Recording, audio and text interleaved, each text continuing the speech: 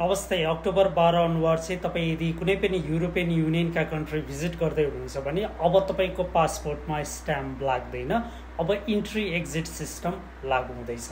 October 12बाट चाहिँ European युनियनका कन्ट्रीहरूमा तपाईँ सर्ट टर्म भिजामा जुन 90 दिनभन्दा कमको भिजामा ट्राभल गर्दै हुनुहुन्छ भने चाहिँ तपाईँले चाहिँ आफ्नो फिङ्गरप्रिन्ट, त्यसै गरी फेसियल बायोमेट्रिक र त्यसै गरी चाहिँ तपाईँको पासपोर्टको बायोमेट्रिकको डेटाहरू राखिनेछ र तपाईँले चाहिँ तपाईँको पासपोर्टमा कुनै पनि प्रकारको फिजिकल स्ट्याम्प चाहिँ हुँदैन र यो डेटा चाहिँ तपाईँको 5 इयर्ससम्म हुन्छ र तपाईँ यदि अब कुन देशबाट इन्ट्री गर्दै हुनुहुन्छ र कुन देशबाट चाहिँ एक्जिट गर्दै हुनुहुन्छ भन्ने कुरा चाहिँ सबै होल युरोपियन युनियनका कन्ट्रीहरूमा चाहिँ सर्कुलेट हुनेछ। अर्थात् तपाईँ पोर्ट अफ इन्ट्री कहाँबाट गर्नुभएको छ र एक्जिट कहाँबाट गर्नुभएको छ, कम्प्लिट रूपमा चाहिँ डिजिटलाइजेसन्स हुनेछ। यसर्थ कि अब तपाईँले चाहिँ युरोपियन युनियनका कन्ट्रीहरू ट्राभल गर्दै हुनुहुन्छ भने चाहिँ कम्प्लिट रूपमा चाहिँ आफ्नो पासपोर्टमा स्ट्याम्प भन्दा पनि इन्ट्री एक्जिट सिस्टमबाट चाहिँ तपाईँको इन्ट्री र एक्जिट रहनेछ।